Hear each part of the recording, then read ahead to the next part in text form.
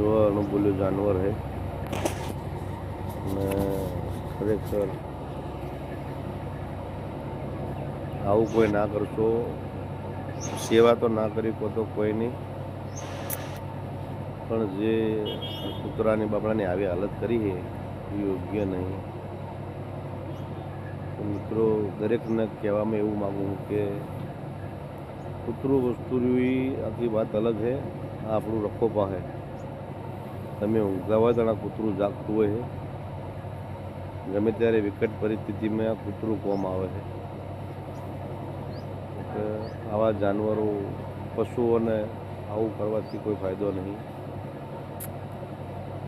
તો જે પણ આવા અબોલ જે જીવ છે એને ખરેખર જો ખોટા હેરાન કરતા હોય ને આવી હાલત જો કરતા હોય તો એને ભગવાન પણ માફ નહીં કરતો.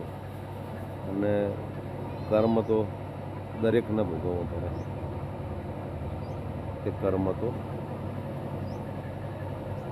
દરેકને ભોગવવું.